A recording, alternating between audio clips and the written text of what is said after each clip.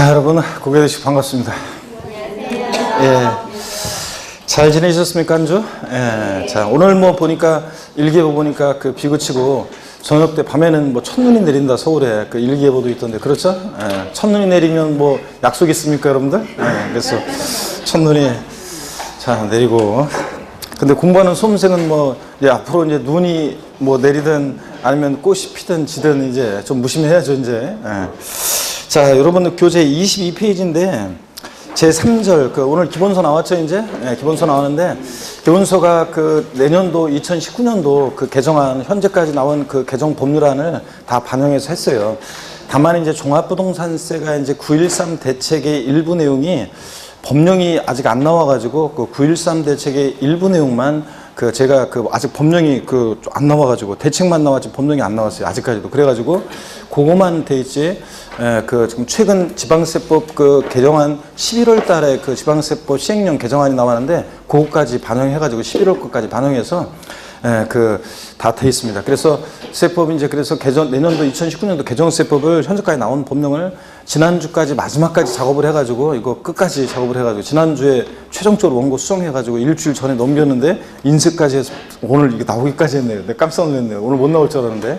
그래서 개정안을 다 반영이 돼 있어요. 다만 이제 세법은 또 내년 이제 그 정기국회 때 조금 일부 여기 이제 그 종부세법이라든가 이렇게 일부 또 조정이 있을 수 있어요.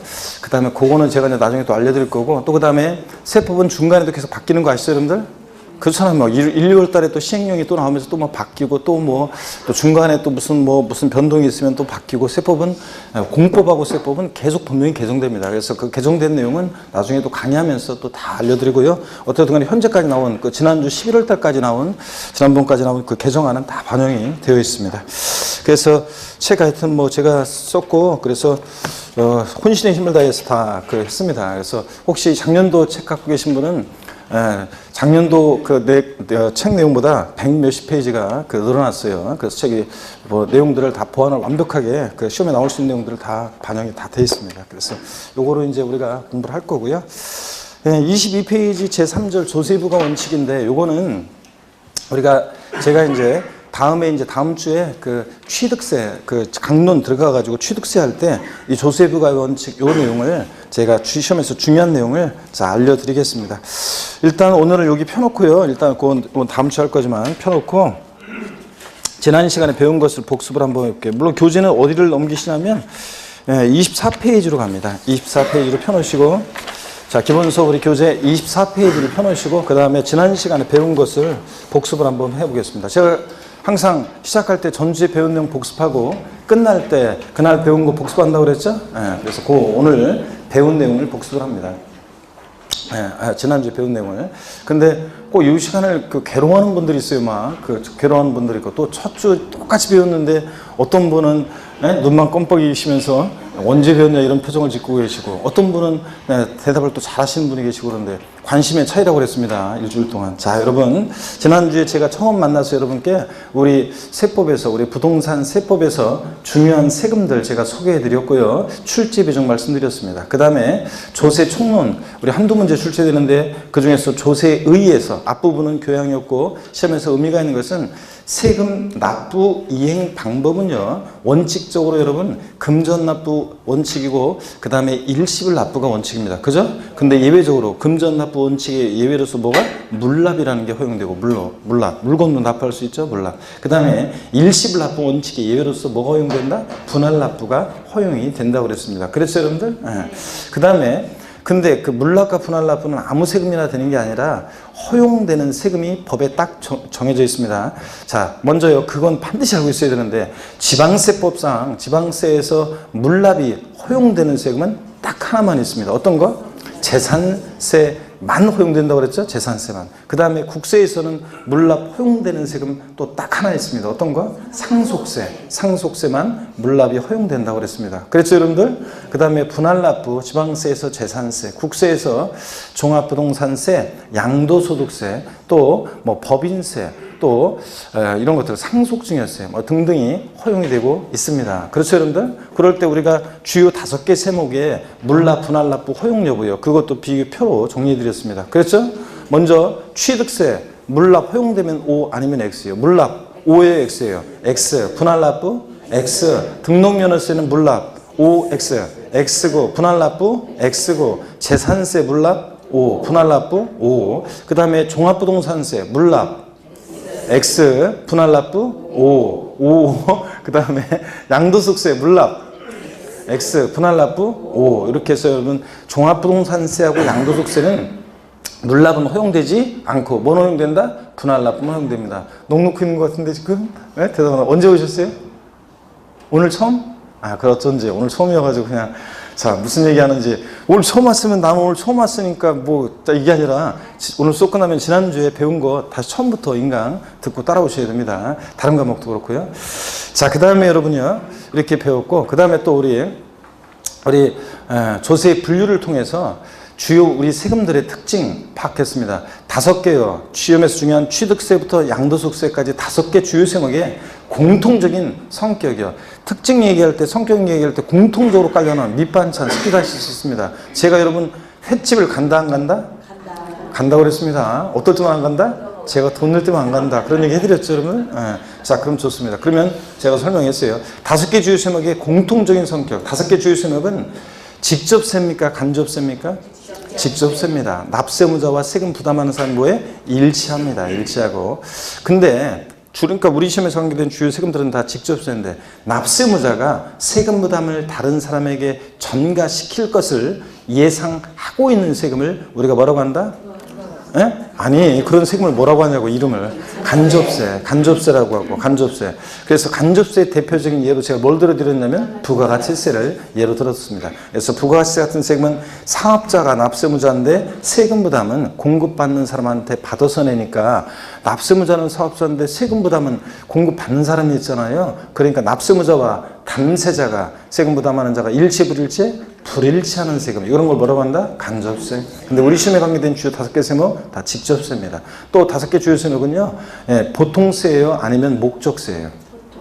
보통세입니다. 사용 목적이 특정되어 있지 않고 국가나 자체의 일반적인 운영 경비에 충당합니다. 그죠? 근데 사용 목적이 딱 특정되어 있는 세금을 우리가 뭐라고 한다? 목적세. 목적세 5가지요. 머리 글자를 따서 우리가 어떻게 외웠습니까? 교교농 찌찌. 교 뭡니까? 교육세. 교통에너지환경세. 농어촌 특별세. 지방세 목적세 찌찌에서 지 뭡니까? 지역자원시설세. 그리고 지방교육세. 지역자원시설세, 지방교육세는 지방세 중 목적세고요. 지자로 이름 시작한 4가지 중에서. 그 다음에 5개 주요 세목은 종량세입니까? 종가세입니까? 종가세입니다. 가액과 금액에 따라서 세금 계산되는 종가세고 종가세일 때는 세율이 정액세율 정도예요? 정률세율 정도예요? 정률세율이 정된다고 그랬습니다. 정률세율이. 자, 그 다음에 정률세율 정되고 그 다음에 또요. 종량세, 양에 따라 세금 계산되는 종량세는 등록면허세에서 일부 말소등기, 변경등기가 자 건당 6,000원 이렇게 계산된다고 그랬죠? 건수가 가세 주니까 양이죠? 종량세. 6,000원 금액이 설정되니까 정액세율 정된다 이랬습니다. 그래서 등록면허세 같은 애들이 종량세, 정액세율 정되고 나머지 주요 세금들은 다 종가세고 정률세율 일정한 비율로 정률세율이 정됩니다. 그래서 5개 주요 세목은 다 직접세고 보통세고 독립세고 종가세, 정률세율이 정된다 이렇게 했죠. 그 다음에 또요 과세 주체에 따라서 국세, 지방세 분류할 때 우리 지방세는 과세 주체를 세분화해서 알아두셔야 되는데 취득세, 과세 주체, 과세권자는 누굽니까?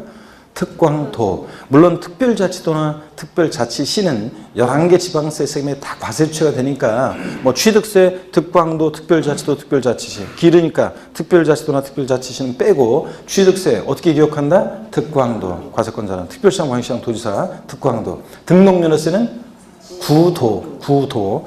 자, 재산세는 시군구. 이런 거 했죠. 이 정도만 오늘 안 하셔도, 이번 수는 안 하셔도 되지만, 지자로 이름 시작하는 지방세 4가지 중에서 지방소득세라는 애만 특광 시군이고, 나머지 지자로 이름 시작하는 애들은 특광 도세라고 그랬습니다.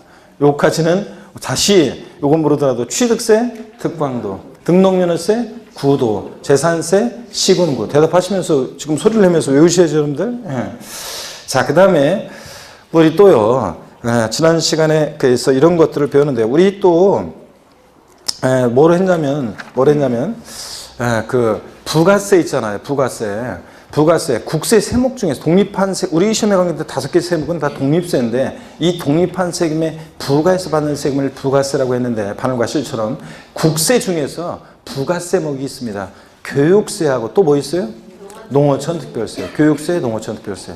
지방세 중에서 부가세가 있는데 뭐가 있습니까? 지방교육세. 그래서 농특세 나왔다. 뉘집자식이냐? 뉘집자식입니까? 농특세는 족보? 국세고, 목적세고, 부가세고. 지방교육세는 뉘집자식이다? 지방세고, 목적세고, 부가세고요. 그랬잖아요, 여러분들. 그래서 뉘집자식이냐? 농특세 나왔다. 항상 조세 총론에서는 반사적으로 국세고, 목적세고, 부가세고. 지방교육세 나왔다. 뉘집자식이냐? 지방세고, 목적세고, 부가세입니다, 여러분. 소리를 내서 외우시는지 언제 외우려고 여러분들 수업 시간에 자꾸 까먹었으면 다시 상기해서 기억하려고 노력을 하셔야 됩니다. 그 다음에 부동산, 우리 세법이잖아요. 부동산 취득과 보유 양도시부가 되는 세금에서 부동산 취득시부가 되는 대표적인 세금 취득세, 등록면허세. 자, 보유시부가 되는 세금 어떤 거? 재산세. 그리고 친구 누구? 지역자원시설세, 특정부동산분. 특정부동산에 대한 지역자원시설세. 그래서 특정부동산분 지역자원시설세는 소방시설 같은 공동시설을 유지관리할 목적으로 특정부동산 보유시부가 되고, 그래서 제가 재산세 친구라고 얘기 안 했나요? 물납, 분할납부만 안 따라다니지 재산세 나와 있는 것이면 항상 누구나 같이 나와 있다고 웬만하면 지역자원시설세, 특정부동산, 얘 항상 같이 나온다고 그랬잖아요. 그랬죠? 그 다음에 자, 재산세, 그래서 보유시부가 되는 보유세, 재산세, 지역자원시설세, 특정부동산분, 그리고 종합부동산세. 이 세 개 세목 보유세, 세 가지는 상식처럼 알고 있어야 돼요. 그 다음에 양도시부가 되는 세금 어떤 거? 양도소득세. 자, 부동산 취득과 양도 과정에서 부과되는 세금을 우리가 뭐라고 하냐? 유통과세. 왔다 갔다 유통과정에 부과하니까요. 그 다음에 취득한다 오고 양도한다 가니까요. 그래서 취득세, 등록면허세, 양도소득세 같은 세금을 뭐라고 한다? 유통과세. 그 다음에 자, 어떤 재산 보유에 담세력 보고 부과하는 세금을 뭐라고 한다? 보유과세. 그래서 보유세 그러면 보유세 그러면 세 가지 금방 얘기한 재산세, 친구, 지역자원시설세, 특정부동산분, 그리고 뭐 종합부동산세 이런 거. 아까 대답 잘하더니 왜 안 하고 있어? 이렇게 해서 이런 것들 우리가 배웠습니다. 시험에서는 부동산 취득할 때 내는 세금이 어떤 거냐, 보유할 때 내는 세금이 어떤 거냐, 양도할 때 내는 세금이 어떤 거냐 물어보잖아요. 자, 이번 수는 이 정도 딱 기본적으로 이제 알고 가시면 되고요. 그 다음에 여러분 아까 실질과세 원칙이라는 것은 우리 부동산 세법에서 굉장히 중요한 원칙인데 요것만 알고 있어도 많은 내용을 우리가 이해할 수 있게 되고 그래요. 그래서 중요한 건데 우리 다음에 제가 이제 강론 들어가서 취득세 할 때 알려드릴 거고요. 오늘 24페이지 일단 여러분 펴놓습니다. 제4절 조세의 정의 이렇게 나오는데요. 자, 조세의 정의가 나오는데 읽어보시는 거예요, 여러분들이. 읽어보시다가 무슨 말인지 모르겠으면 굳이 가슴에 느끼려고 할 필요 없다고 그랬죠.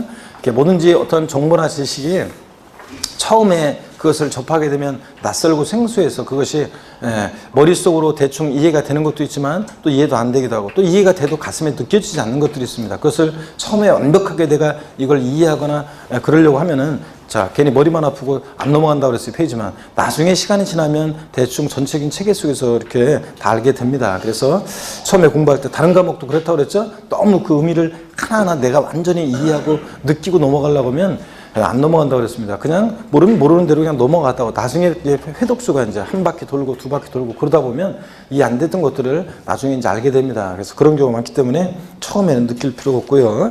24페이지 자 그냥 읽어보시는 거고 25페이지 안가로 11번 법정 신고기한이요. 이 세금은 언제까지 신고하느냐 이런 것들은 아주 중요해요. 그래서 시험에 이런 것도 모르면서 시험장 간다 그러면 갈 자격이 없는 분이다 제가 항상 얘기하거든요. 그래서 중요한데 지금은 여러분들이 그냥 참고적으로 보시고요. 나중에 이제 강론에서 다 배워요. 다 배운 다음에 여기 종합이 되어 있는 거기 때문에 나중에 자 보시면 되고 중요하다. 그렇지만 지금은 보지 않습니다. 강론에 다 배워야 돼요. 그리고 나머지 뭐 여러분들이 읽어보시거나 그렇게 하시면 되고 자, 다른 과목과 또 연계되어 있는 것도 있어서 이렇게 쭉 보시고요. 그 다음에 26페이지 넘어갑니다. 26페이지로 넘어가시면 여러분요.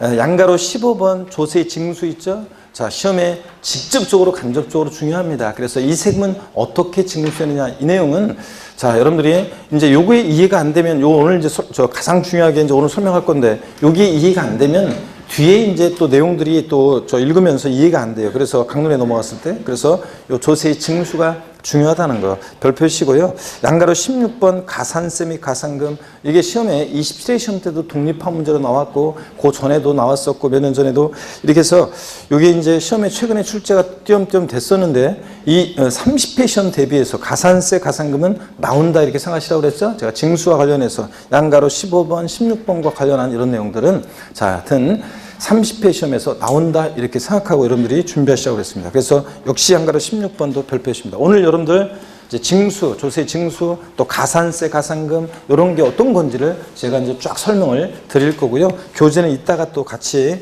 이제 보도록 할 겁니다. 일단 여러분들이 설명을 한번 쭉 듣습니다. 자, 잘 보세요, 여러분들. 쭉 설명을 듣고요.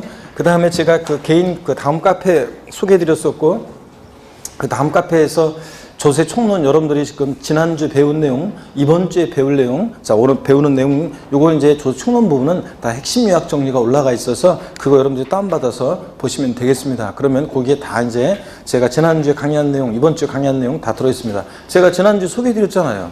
그래서 지금 저 상당수 분들이 저 가입을 하셨고, 자, 그런데 그 다운 안 받았어요, 여러분들이? 그거 보라고 그랬잖아요. 그런데 그리고 또 보면 그냥 가입만 하고 안 하신 분도 계시고 아직까지 가입도 안 하신 분들이 계시고 아이고 진짜. 그래서 여러분들 함께 저와 함께 그래서 자료도 보시고 또 그다음에 저와 함께 여러분들이 공부하시면서 이제 이런 일상적인 저기도 하시고 거기서 또 보면 다른 분들이 합격 후기라든가 다른 분들의 그 공부하고 있거나 공부했던 선배들의 글도 있으니까 여러분들이 보시면서 참고하시고 용기도 얻으시고요. 그다음에 또 그 뭐 부동산 세금 상담이나 법률 상담 같은 것도 거기 자 가능하잖아요. 그래서 여러분 그렇게 활용을 잘 하시기 바라고요.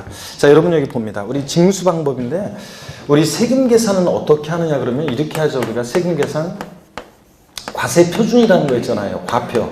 우리가 과표라고 하는데 과세 표준이라는 거 요거 결정이 되면 곱하기 세율에서 우리가 뭘 구합니까? 산출세 구한다고 그랬습니다. 지난주 했잖아요. 세금 계산은 지방세나 국세나 다 이렇게 합니다. 과표 결정되면요 곱하기 세율에서 산출세액이라는 걸 구해요. 지방세, 국세, 세금 계산 다 이렇게 하는데 요 지난주에 배운 게 요 세금 계산의 기초가 되는 가액이나 수량 등을 과세 표준이라고 하는데 과표, 요 과세 표준이 가액이나 금액으로 표시되는 세금을 종가세, 과세 표준이 수량, 면적, 건수 등으로 표시되는 세금을 뭐라고 한다? 종량세 이랬잖아요. 우리가 지난주에. 자, 그럴 때 요 과세 표준이라는 것은 있잖아요, 여러분.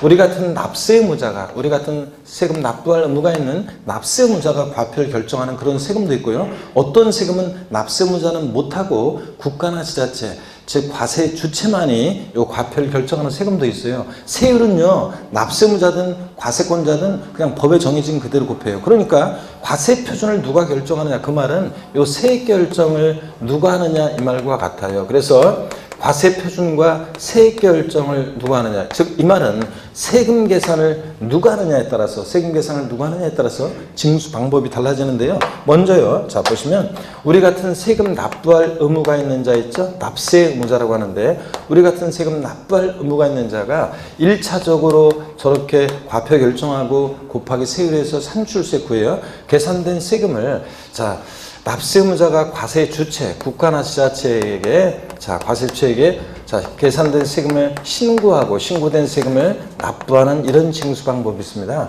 자, 그래서 이런 징수 방법을 뭐라고 하냐면 신고 납부 방법 이렇게 얘기해요. 신고 납부. 근데 똑같은 얘기를 국세에서는 신고 납세, 학자들이 신고 납세 또는 신고 납세 제도, 신고 납세 방법 이렇게 얘기합니다. 신고 납세. 근데 우리가 앞으로 이제 공부하다 보면요 이런 게 있어요. 똑같은 얘기인데 지방세하고 국세에서 용어를 달리하는 경우가 있습니다. 왜 그렇게 하냐면 지방세와 국세를 구별하기 위해서 그런 경우가 있는데 이거 학자들이 이렇게 신고납부 지방세에서는 국세에서는 신고납세 이렇게 얘기하는데 법령상으로는 다 신고납부 방법이에요. 자, 다시요. 신고납부 방법이라는 것은 세금을 1차적으로 누가 계산한다? 납세의무자가 계산된 세금을 과세주체에게 신고하고 납부하는 방식, 이런 징수 방법을 뭐라고 한다? 신고납부 방법 이렇게 얘기합니다. 자, 이거 똑같이 다 오늘 처음 배우는 거예요, 이거? 다 신고납부 방법. 그 다음에 또 어떤 세금은 과세 주체가요. 국가나 지자체 과세 주체, 세무공무원이 과세 주체, 세무공무원이 세금 계산해서요. 납세 의무자에게 납세 의무자에게 저렇게 계산된 세금을 납세 고지서를요. 납세 고지서를 발부해서 징수하는 방식이 있습니다. 이런 징수 방법을 뭐라고 하냐면 보통징수 방법 이렇게 합니다. 보통징수 방법. 자, 그리고 똑같은 얘기를 국세에서는요 뭐라고 하냐면 정부에서 세금 계산해서 부과한다고 그래서 정부 부과과세 또는 부과과세 방법 이렇게 얘기합니다. 지방세에서는 보통징수, 국세에서 뭐라고 한다? 정부 부과과세 이렇게 얘기합니다. 자, 그래서 누가 세금 계산하느냐, 1차적으로 누가 세금 계산하느냐에 따라서 즉 과세 표준과 세액 결정을 납세 의무자가 하느냐 또 과세 주체가 하느냐에 따라서 징수 방법이 이렇게 달라집니다. 그래서 크게 이게 신고납부 방법과 보통징수 방법으로 나눠진다는 거. 보통징수는 다시요 누가 세금 계산하느냐? 과세 주체, 세무공무원이 세금 계산해서 납세 의무자에게 납세 고지서를 발부해서 징수하는 방식을 지방세에서는 보통징수, 국세에서 뭐라고 한다? 정부 부과과세 또는 부과과세 방법 이렇게 얘기하고 있습니다. 자, 위에 같은 징수 방법 보시면요. 납세의무자가 1차적으로 세금 계산해서 과세 주체에게 신고하고 납부했어야 되는데 그 신고 납부를 불성실해요. 자, 신고 납부를 불성실해. 그러면 어떤 제재를 받는다? 어떤 제재를 받는다? 가산세 제재를 받습니다. 가산세. 자, 그 다음에 또 과세 주체가 세금 계산해서 세무공무원이 납세의무자에게 납세 고지서를 발부해서 징수하는데 그 고지서에 기재된 세금을 납부기한이라는 말이 있어요. 납부기한. 자, 우리가 용어 설명을 잠깐 드리면 제가요, 한번 보세요. 지울 건데 금방 별건 아니고 한번 보세요. 기간이라는 말이 있어요. 기간은 어떤 특정 시점에서 특정 시점까지 쭉 이렇게 있죠. 연속된 우리가 시간을 기간이라고 합니다. 자, 그래서 소득세, 과세 기간 그러면 소득세 과세 기간은 미리 말씀드리면 1월 1일부터 12월 31일까지를 과세 기간으로 합니다. 그럼 소득세는 1월 1일부터 쭉 연속된 시간 동안 12월 30일까지 벌어들인 소득을 전부 다 합쳐서 소득세가 계산됩니다. 자, 그리고 기한이란 말이 있는데 기한 이거는 한계할 때 한이에요. 다다를 한. 그러니까 기간의 끝이죠. 그래서 요거는 이 기간에 있어서 어떤 특정 시점을 포인트로 해요. 특정 시점. 그래서 이 특정 시점 딱 지나면 어떤 제재를 받게 됩니다. 자, 그래서 취득세는 취득일로부터 미리 말씀드리면 60일 내 신고 납부하는데 취득일부터 60일 하루만 딱 지나도 어떤 제재를 받게 됩니다. 이런 게 기한이고요. 자, 그러면 납부 기한. 자, 그러면 납부 기간에 있어서 끝이요. 7월 16일부터 7월 31일까지를 납부 기간이라고 할 때 7월 31일 납부 기한 하루만 딱 지나도요. 어떤 제재를 받게 됩니다. 자, 납부 기한 내 세금을 미납부했다. 고지서 바꾸서 세금을 납부 기한 내 미납부해. 그럼 어떤 제재를 받는다? 가산금의 제재를 받습니다. 자, 보통 사람들은요. 제가 들어보면 어떤 때요? 어떤 분들 얘기하는 거 들어보면 가산세라고 얘기해야 되는데 가산금이라고 얘기하는 걸 봅니다. 또 가산금이라고 얘기해야 되는 상황인데 가산세라고 얘기하는 경우를 제가 보게 됩니다. 그래서 보통 사람들은 가산세와 가산금을 혼동해서 사용하지만 여러분은 정확히 이제 구별할 수 있어야 됩니다. 자, 신고 납부하는 세금이요. 신고 납부하는 세금은 신고 납부를 불성실했다. 어떤 제재를 받는다? 가산세. 자, 고지서를 납세 고지서를 발부해서 징수할 때 납부기한이 있고 그 납부기한 내 미납부했을 때 어떤 제재를 받는다? 가산금이 적용됩니다. 이렇게 해서 여러분들은 가산세와 가산금이 어떤 구조 속에서 나오는지를 이해하시고 그 다음에 이제 위와 같은 징수 방법은 1차적으로 납세의무자가 신고 납부했었는데 안 해요. 그대로 끝나는 게 아니라 2차적으로 과세 주체, 과세권자가 다시 과표 결정합니다. 곱하기 세율에서 산출세액 다시 구합니다. 그래서 자, 납세의무자가 신고나 불성실하면 과세권자가 다시 세금을 계산합니다. 다시 계산한 세금에다가 요 가산세를 합합니다. 그래서 합한 금액을 가산세 합한 금액을 납세 고지서를 발부해서 징수합니다. 예를 들어서 여러분 보세요. 예를 들어서 가산세를 계산을 했더니 20만 원이 계산이 됐다. 자, 20만 원이 그래서 20만 원 계산되고 다시 이제 권자가 세금을 계산했더니 예를 들어서 100만 원 자, 계산됐다. 그럼 가산세 20만 원을 합해가지고 고지서 보낼 때 얼마 내라고 보내겠어요? 120만 원 내고 보내는 거예요, 이렇게. 자, 그런데 그 고지서를 받고서요, 세금을 또 납부기한이 있었을 텐데, 고지서에는 납부기한 내에 자, 세금을 만약에 또 미납부합니다. 자, 그러면 어떤 제재를 받느냐? 자, 고지서를 통해서 징수할 때 납부기한 내에 미납부했다. 어떤 제재를 받는다? 가산금이 적용됩니다. 가산금이. 자, 이렇게 해서 여러분들 원칙적으로 이렇게 신고 납부를 합니다. 자, 그런데 고지서를 통해서 이렇게 징수가 되니까, 자, 보세요.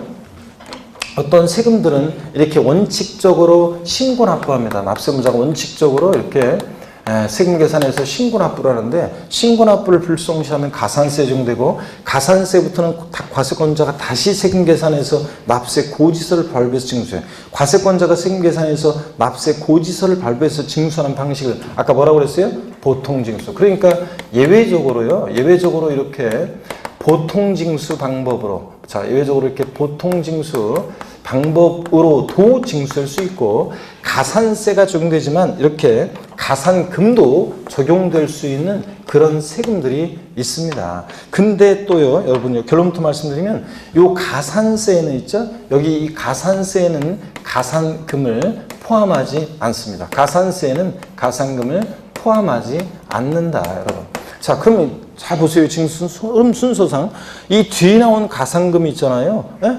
어떻게 저 앞에 순서상 가산세에 포함될 수 있겠습니까? 당연하죠. 가산세에는 가산금을 포함하지 아니한다. 옛날 시험에 예전에 가산세에는 가산세에는 가산금을 포함한다. OX예요. X입니다. 가산세는 가산금을 포함하지 않습니다. 근데 여기 보세요. 근데 요 가산금의 기초가 되는 가액에는, 가산금의 기초가 되는 요 가액에는 가산세가 포함될 수도 있습니다. 에? 여기 보세요. 고지서 120만 원 내라고 고지서가 날라왔는데 세금을 미납부하면, 미리 말씀드리면 여기에 120만 원에 3%의 가산금이 붙어요. 그러니까 가산금의 기초가 되는 가액에는 가산세가 포함될 수도 있습니다. 그렇지만 가산세에는 가산금을 포함하지 않고요. 자, 이렇게 원칙 신고 납부하는데 예외적으로 보통징수 방법으로도 징수할 수 있는 그런 지방세가 있습니다. 자, 그 징수의 예를 반드시 이제 아셔야 되는데, 어떤 게 신고 납부 원칙으로 하는 지방세인지를 아셔야 되는데, 취득세예요. 그 다음에 등록면허세예요. 취득세, 등록면허세, 얘네들이에요. 자, 얘네들은 신고 납부를 원칙으로 합니다. 그 다음에 자, 지자로 이름이 시작하는 지방세 4가지도 그런데 이번 순환에서는 하나만 기억합니다. 우리가 지역자원시설세, 지난주에 찌찌 목적세로 배웠잖아요. 보세요. 지역 간의 균형 발전이나 수자원 보호 등과 소방시설 같은 공동시설 유지 관리하는 목적으로 부과되는 그런 지방세인데, 특히 지역자원시설세는 특정 자원에 대한 것과 특정 부동산에 대한 것으로 나눠져서 특정 자원에 대한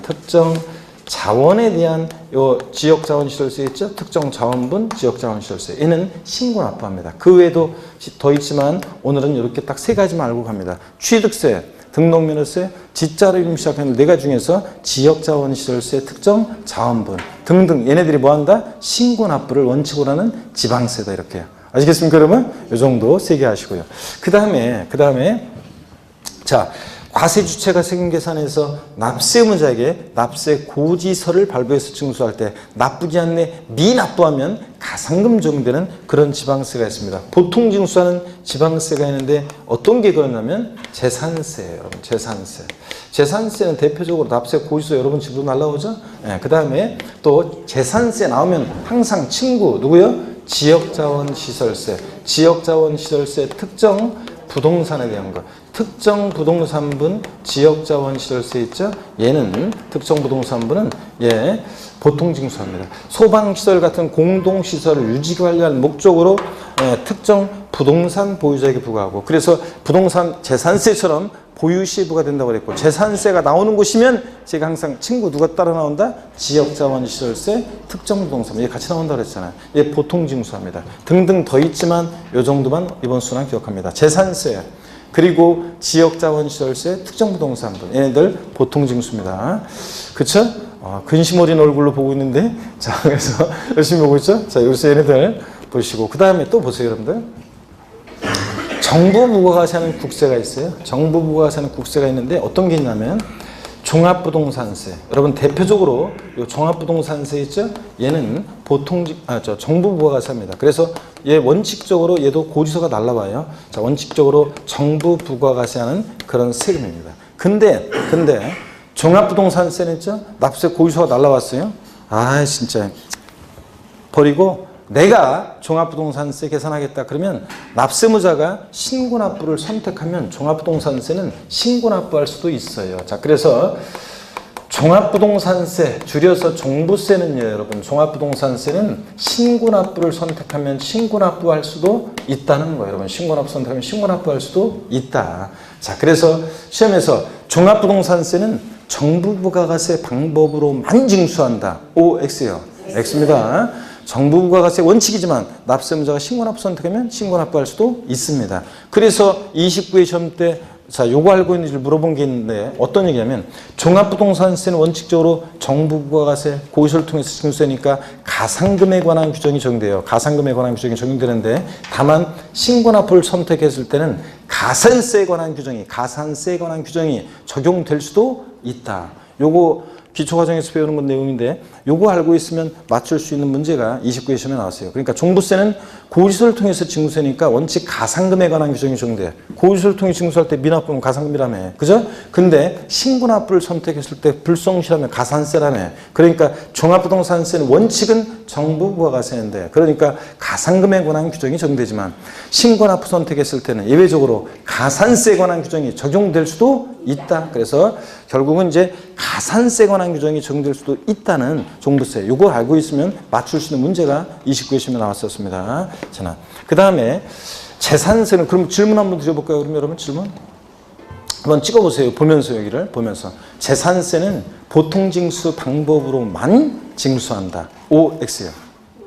네? 재산세는 보통징수 방법으로만 징수한다. 맞습니다. 그래서 그냥 잘 적용하네. 약간 내 눈치를 본 분이 계시긴 하지만 그래도 잘했습니다. 재산세는 다 보세요. 여기에 재산세는 보통징수 방법으로만 징수되고 재산세는 어떤 경우에도 내 분명히 얘기합니다. 어떤 경우에도 가산금만 적용되지 가산세가 적용될 수 없는 조세입니다. 그래서 나중에 이제 공부가 많이 되면 재산세 문제에서요 어떤 신고 의무를 안 했다고 가산세 적용한다 나오면 무조건 틀려요. 그 질문은. 재산세는 어떤 경우에도 보면 가산금만 적용되지 가산세 적용될 수 없는 세금이고 보통징수 방법으로만 징수입니다. 여러분이 내년도 이제 2019년도 재산세 고지서가 여러분 이제 집 갖고 계신 분들 7월 달에 재산세 고지서 달라왔어요. 우리 집 재산세 올해부터 내가 세법 공부했으니까 내가 계산한다. 돼요? 안 돼요? 안 됩니다. 재산세는 지자체 장이 세금 계산해서 보통징수 방법으로만 징수되고요. 이런 것들. 그래서 이 정도. 근데 종합부동산세 정부 부가세 한다고 했는데 정부 부가세 하는 국세가 또 있어요. 사실은. 상속세, 증여세 있죠? 이 상속세, 증여세 얘네들도 상속세, 증여세도 정부 부가가세입니다. 이제 제가 이제 기초과정이라 요거 좀 부연 설명을 드릴 건데, 아니, 제가요, 증여받은 적이 있었는데, 부모님한테. 분명히 제가 세무서에 증여세 이렇게 신고하고 그랬던 것 같은데요. 신고납부 했던 것 같은데, 이렇게 생각하시는 분들은 보세요. 상속세, 증여세는요, 어떤 세금이냐면, 보세요. 일단요, 상속 증여받았다. 물론 이제 상속 증여세에 관한 자세한 내용은 시험에 출제 안 되기 때문에 우리 시험범위에서 제외됐죠? 상속세, 증여세. 그러니까 자세한 내용은 그냥 참고입니다. 한번 들어보세요. 참고로. 처음에 이해를 돕기 위해서. 상속받았어요, 여러분이. 그러면 피상속인 돌아가셨어요. 재산 남겨놓고 돌아가신 분을 피상속인, 어떤 분이 돌아가셨어요. 그래서 상속을 받아요. 그랬을 때 상속개시일, 피상속인 돌아가신 때를 말하죠. 상속개시일이 속하는 달의 말일로부터 6개월 내 상속세는요, 신고를 해야 돼요. 여러분들이 상속받으면 신고를 해야 돼요. 요 신고기간 내 신고를 안 하면 제재도 받아요. 그래서, 그럼 뭐예요? 이거 신고납부하는 책임인가? 아니에요. 이 신고된 것을 바탕으로 신고기한 종료일로부터 다시 6개월 내에요. 증여세 같으면 증여일이 속하는 달의 말일로부터 증여세 같으면 3개월, 3개월. 또, 저 여기 다시 또 3개월. 한번 보세요. 이게 이제 이 신고기한 종료부터 다시 이 기간 동안에요. 신고된 것을 바탕으로 해서 최종적인 세액 결정을 누가 하느냐? 최종적인 세액 결정은 정부에서 해요. 최종적인 세액 결정을 정부에서. 그래서 상속증여세는 자, 최종적인 세액 결정을 정부에서 하기 때문에 뭐다? 정부 부가세무조사다 이렇게 얘기합니다. 아이 그러면 애초에 그러면 그냥 뭐하러 귀찮게 신고하라고 하고 또 자기가 또 세금 계산해? 아이 그럴 바에는 처음에 그냥 상속세, 증여세를 애초에 세무서에서 세금 계산을 나한테 내라고 그냥 거기서 보내주면 되지. 자, 그럼 보세요, 여러분. 뭐 가능한 일인지 불가능한 일인지 한번 생각해 보세요. 제가 들려주는 얘기. 광명시에요. 어떤 분이 돌아가셨어요. 광명 세무서에서 있죠. 자, 그 세무 공무원이 이제 딱 그 돌아가셨다는 소식을 딱 어디선가 관계기관으로부터 누가 사망했음 딱 정보를 얻어가지고요. 돌아가신 분 장례식장에 나타나가지고 그때부터 있잖아요. 돌아가신 분이 남겨놓고 가신 재산 싹 다 조사하고 그분이 누구한테 돈 받을 거 있으면 채권 다 조사하고 누구한테 또 줄 게 있으면 그 줄 거 싹 다 조사하고 일일이 그냥 막 다 그냥 광고하고 막 이러면 돌아다니면서 다 누구한테 받을 게 있는지 뭐 할 게 있는지 돌아다니면서 해가지고 그분이 남겨놓고 가신 재산가액에서 자, 채무 빼고, 그 다음에 장례비 공제 무슨 뭐 이런 거, 일괄 공제 뭐 이런 거 다 공제하고, 그래서 상속세, 계산해가지고 고리서를 통해서 징수한다. 가능한 일이 불가능한 일이에요. 어떤 분, 아니, 지난주에 어떤 분은, 참, 아이고, 진짜.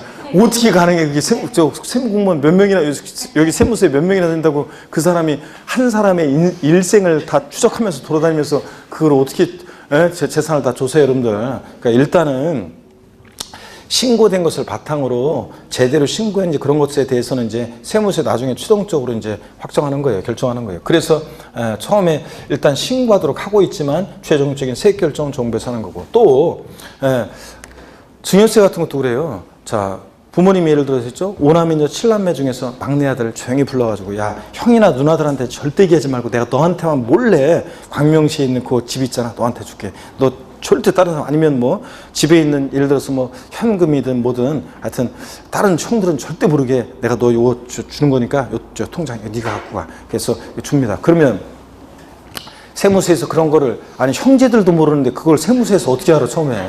당연히 그러니까 일단 신고하도록 하고 신고된 것을 바탕으로 해서 최종적인 세액 결정을 정부에서 하는 겁니다. 그래서 정부 부과가 하는 세금입니다. 이해되십니까 여러분? 그러면은 애초에 그러면 신고에 의해서 취득세나 다른 세금처럼 신고에 의해서 확정되도록 하면 되는 거지. 왜 저 최종적인 세액 결정 그러면 신고에 의해서 확정되도록 하면 되잖아요. 그런데 우리가 취득세 같은 거 뭘 산 물건이 딱 있어요. 근데 또 소득세 같은 것은 소득이 딱 있어요. 그래서 그 세무서에서 그런 거 일단 재산 가액이나 뭐 평가나 이런 것들을 하기가 좋아요. 그래서 나중에 이렇게 적발하기가 쉬운데 어떤 분이 돌아가셨어요. 그래서 아버님이 이제 돌아가셨는데 아버님 친구분이 문상 왔어요. 야, 친구야, 우리 그냥 오래오래 건강하게 살자고 하더니 너 먼저 이렇게 허망하게 가냐 그러면서 막 이제 친구분이 와가지고 문상하면 슬퍼합니다. 문상 다 끝나면 이제 조용히 불러가지고 저희 아버지가요 평상시에 제일 친한 친구분이라고 하셨는데 돌아가시기 전에 자, 지금 10억 재산 남겨놓고 돌아가셨는데 5억 재산 빚진 거로 친구분한테 빚진 거로 좀 도와주세요. 그래가지고 차용증 써가지고 뭐 해가지고 만들어내가지고 자, 상속재산가액 남겨놓고 하시는 상속재산가액 10억, 채무 5억, 뭐 그 다음에 일괄공제 자녀들은 묻지도 따지도 않고 자녀들은 일괄공제 5억은 상속공제 받을 수 있어요. 5억 빼니까 과세 표준 빵 세금 낼 거 없잖아요. 이렇게 이제 한단 말이죠. 그래서 다른 것과 달리 이런 것들은 신고해서 확정하도록 할 수가 없어요. 자, 그래서 일단 신고된 것을 바탕으로 최종적인 세액 결정은 하여튼 그런 이유 때문에 정부에서 한다. 결론만 알면 돼요. 이거는 이제 여러분들이 그냥 배경적인 거로 소개하는 거고, 이거는 시험에 나오는 게 아니니까 참고적으로. 자, 최종적인 결론만. 자, 상속세, 증여세도 뭐 한다? 정부 부과가 하는 세금이다. 이렇게 이제 기억만 하면 돼요. 자, 그 다음에 더 있지만 요 정도요. 그 다음에 종합부동산세, 상속세, 증여세 빼놓고 나머지 주요 세금들은요, 국세는요, 소득세, 양도소득세 포함한 소득세, 법인세, 부가가치세 등등 해가지고 웬만한 국세는 다 신고주의를 원칙으로 합니다. 자, 그래서 소득세, 법인세, 부가세 등등 신고 납부합니다. 웬만한 국세는. 종부세, 상속세, 증여세 등을 빼놓고 그렇다. 자, 그래서 이 내용을 반드시 여러분들이 머릿속에 이제 기억하셔야 되는데, 다시요. 신고 납부 방법이라는 것은 납세무자가 세금 계산해서 계산된 세금을 과세유치에게 신고하고 납부합니다. 그 신고 납부를 불성실했다. 어떤 제재를 받는다? 가산세 가중되고, 가산세부터는 과세권자가 다시 계산한 세금에다가 합해가지고 납세 고지서를 발부해서 징수합니다. 그 고지서를 받고서 세금을 또 미납부했다. 어떤 제재를 받는다? 가산금이 정됩니다. 이렇게. 그 다음에 보통징수나 정부과세 방법은, 자, 과세권자, 세무공무원이 세금 계산해서 납세무자에게 납세 고지서를 발부해서 징수하는데, 그 고지서에 기재된 납부기한 내 세금을 미납부했다. 어떤 제재를 받는다? 가산금이 정되고. 자, 그 다음에 이제 이렇게 보통징수하는 지방세가 있는데, 재산세, 층구, 지역자원시설세, 특정부동산분, 그리고 정부과세는 국세 어떤 거? 종합부동산세, 상속세, 증여세.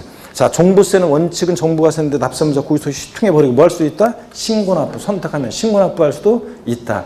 자, 그래서 신고납부와 원칙으로 하는 지방세는 취득세, 등록면허세, 또 지자로 이름 시작했는데 네 가지가 그런데 오늘 하나만 지역자원시설세, 특정자원분, 요거 신고납부고, 지역자원시설세, 특정부동산분은 보통징수고, 특정자원분, 지역자원시설세는 신고납부하고, 국세는 자, 종부세, 상속세, 증여세 빼놓고 웬만한 국세는 자, 소득세, 법인세, 부가세 등등 뭐 한다? 신고 납부를 원칙으로 한다. 아셨죠? 소득세, 법인세, 부가세. 교재 보겠습니다. 26페이지 보니까요. 양가로 15 조세 징수입니다. 신고납부요. 국세에서는 신고납세라고 하는데 의의부입니다. 신고납부란 누가요? 납세무자가 그 납부할 조세, 과세금과 세액을 신고하고 그 신고한 세금을 납부하는 것을 말한다. 앞으로 이제 공부하다 보면 핵심적인 그 키워드에는 제가 이제 다 색깔이 틀리게 돼 있어요, 여러분들. 자, 앞으로 이제 책 뒤에 다 보면. 자, 그 다음에 중요한 것은 이거예요. 신고납부를 원칙으로 하는 세금이 어떤 거냐를 아는 게 포인트예요. 먼저 취득세, 그 다음에 등록면허세. 자, 반드시 알고 있어야죠. 취득세, 등록면허세. 그리고 지자로 이름 시작해서 네 가지가 그런데 오늘은 하나만 기억합니다. 지역자원시설세, 특정자원분요. 얘네들 정도만 오늘 일단 기억합니다. 더 있지만 그 다음에 국세에서는 소득세, 양도세 포함해서요. 자, 그 다음에 또 법인세, 부가세 등등등. 또 종부세도 신고납부 선택하면 신고납부할 수 있습니다. 자, 그래서 기본적으로 이렇게 색깔 이렇게 키워드 색깔 이렇게 들어간 거는 여러분들이 알아서 줄을 그시면 되는 거고. 그 다음에 그 보통징수요. 국세에서는 정부부가세인데 의 보통징수란 자 세무공무원이 납세 고지서를 납세무자에게 발급하여 징수하는 방식인데, 그죠? 세목 재산세 지방세에서, 층구 누구요? 지역자원시설세, 특정부동산분 애들. 그 다음에 등등이 있습니다. 오늘 요 정도만. 그 다음에 국세에서는 종합부동산세, 그리고 상속세, 증여세. 얘네들이 뭐한다? 등등이 정부부가세합니다. 자, 정부부가세입니다. 이렇게 해서 여러분들 기억하시고요. 그 다음에 동그라미 3번 특별징수. 국세에서는 원천징수라고 되어 있는 거 있죠? 이게 어떤 건지 설명을 좀 드리겠습니다. 자, 여러분 여기 봅니다.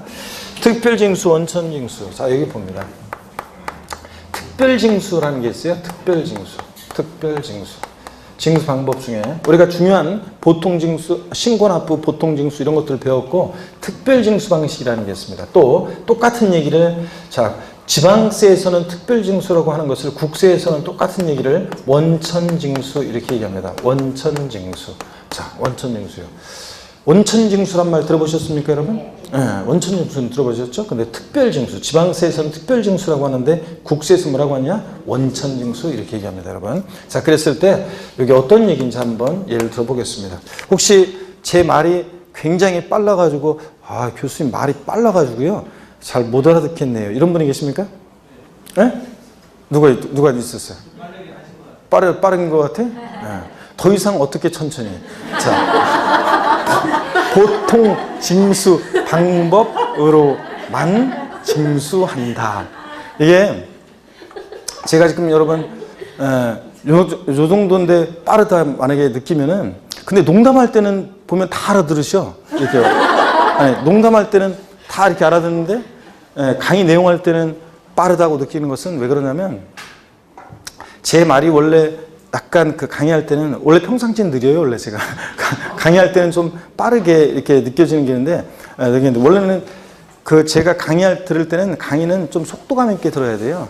제가 저기 하는 게 아니라 제가 주장하는 게 아니라 과학적으로 약간 평상시보다 조금 빠르게 들을 때 뇌가 이게 더 긴장해서 들었는지 몰라도 더 정보가 잘 기억이 된답니다, 여러분들. 자, 그리고 제가 지금 이게 말이 빠르다 그러면은 왜 그렇게 느껴지냐면 이런 거예요. 이게 농담할 때는 제가 농담하거나 그런 일상적인 얘기를 할 때는 빠르게 느껴지지 않는데 왜 강의할 때는 빠르게 느껴지냐면 요거 지금 적으면서 지금 빨리 안 했어요. 지금 천천히 했지. 근데 뭐냐면 여러분들이 그 개념이 낯설잖아요. 개념이 낯설어서 그 의미를 뇌에서 있죠. 저한테 들었어요. 뇌에서의 곡을 갖다가 여러분이 되새김하면서 이 의미를 생각해 보려고 하는데 다음 말로 지나가니까 나는 생각 좀 해보려고 하는데 뇌가 다음 말로 지나가니까 이게 굉장히 빠른 것처럼 느껴지는 거예요. 빠른 것처럼 느껴지는 거지 빠른 게 아닙니다. 그리고 속도에 다 적응하게 돼 있어요. 사람은 다 적응하기 나름이에요. 다 적응하게 돼 있고 또 시간이 좀 지나면 제가 제 강의를 갖다가 지금 처음이어서 좀 천천히 하는 거예요, 여러분들. 기초 입문 과정에서.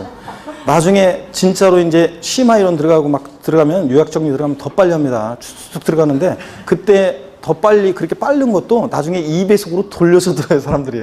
수강생들이. 더 빠르게 내가 한 걸 더 빠르게 듣는다고. 1.5배에서 2배속으로 해서 툭 하면서 막 듣는단 말이에요. 그렇게 되기까지 이제 적응 시간이 필요하고 이제 그런데 다 적응이 됩니다. 아니, 그때 적응되는 게 아니라 한 몇 주 지나면 다 이제 슬슬 적응이 됩니다. 여기 봅니다, 여러분들.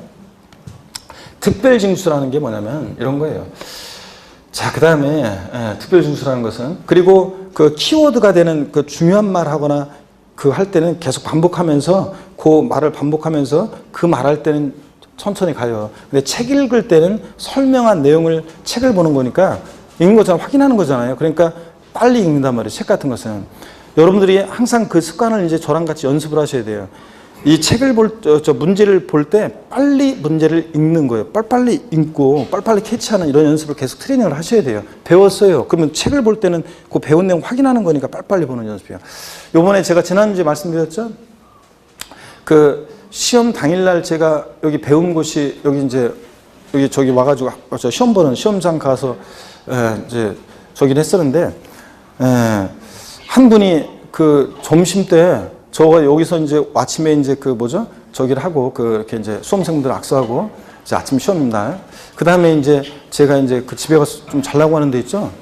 자는데 갑자기 전화가 왔어요. 전화가 와요. 근데 딱 보니까 이제 인천에서 50대 수강생분이신데 막 울면서 전화가 왔어요. 그래서 1차 끝나고요. 1차 시험 끝나고 바로 막 나는 2차를 왜 2차를 봐야 되는데 왜 전화했나 그래서 그래서 전화 받았더니 그분이 막 울면서 전화하셨어요.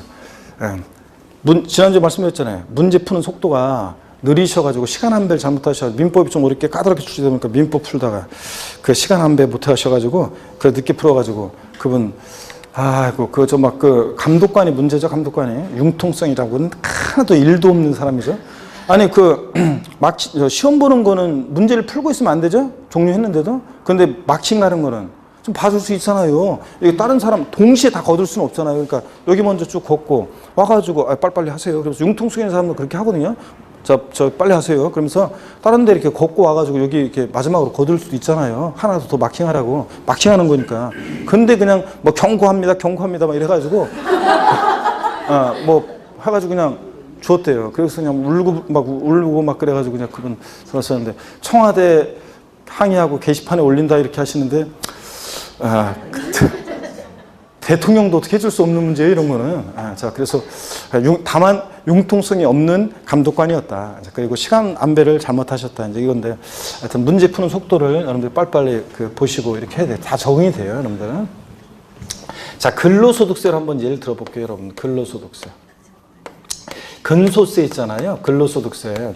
이 근로소득세는 여러분요, 예전에는 근로소득이 발생한 지역에 따라서 갑종과 을종으로 구별했어요. 그래가지고 국내에서 근로소득이 발생했다? 그러면 갑종 근로소득세. 줄여서 여러분 뭐라고 그랬어요? 갑근세. 그랬잖아요. 그 갑종 근로소득세 줄임말이에요. 지금은 글로벌한 시대이기 때문에 갑종과 을종에 대한 구별을 없앴습니다. 자, 그냥 근소세예요. 여러분 근로소득세요.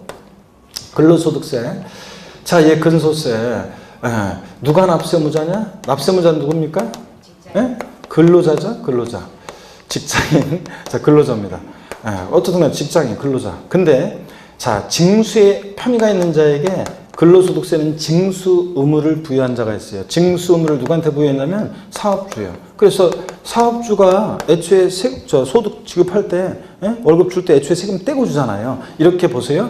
국세에서 징수에 편의가 있는 자에게 징수 의무를 부여해서 세금을 이제 징수해서 납부하는 방식을 국세에서는 원천징수라고 해요. 근데 제가 그랬어요, 지난주에. 이런 소득세 같은 거, 소득세나 법인세 납세무자가 소득세법이나 법인세법에서 계산한 그 소득을 과세 표준으로 해서 여기 적용되는 소득세 세율의 10분의 1 세율을 적용해서 모두 함께 떼서 내겠습니까? 지방소득세. 얘도 함께 떼서 냅니다. 그러면 지방소득세는 지방세잖아요. 지방세에서 징수에 편의가 있는 자가 세금을 징수에 납부하는 방식을 뭐라고 한다? 특별징수. 국세에서 뭐라고 한다? 원천징수. 이렇게 얘기합니다. 여러분들이 뭐 은행에다가 예금해 놓으면 이자 소득 발생하고 이자 소득에 대한 소득세를 애초에 은행에서 여러분께 이자 소득 지급하면서 애초에 세금 떼고 주잖아요. 원천징수. 자, 이런 거. 자, 교재 봅니다. 한번 읽어보고. 자, 3번이요. 특별징수, 국세에서 원천징수. 의 특별징수란 지방세를 징수할 때 편의상 징수할 여건이 좋은 자로 하여금 징수하게 하고 그 징수한 세금을 납부하게 하는 것을 말한다. 그렇죠? 예. 세목이요. 등록에 대한 등록면허세 밑줄입니다. 여러분, 나중에 뭐 중요한 건 아니고요. 이거 등록에 대한 등록면허세요. 특허청에 특허 출원했을 때, 그 특허청장이 등록면허세를 특별징수에서 갖고 있다가 지자체에 주는 경우가 있어요. 하여튼 등록면허세도 특별징수되는 경우가 있다더라. 지방소득세 금방 설명드렸죠? 사업주가. 소득세 일부, 근로소득세 같은, 군소득세 같은 거 떼면서 지방소득세도 함께해요. 이자소득세 같은 거 떼면서 지방소득세도 함께해요. 그래서 요 얘기입니다. 그래서 자, 등록에 대한 등록면허세, 지방소득세, 소득세 일부가 특별징수 또는 원천징수 되는 경우가 있다. 이렇게 한번 살짝 아시면 되고, 중요한 것은 자, 신고납부, 보통징수 이런 것들이 중요합니다. 잠시 쉬었다가요, 가산세, 가산금 소개해 드리겠습니다.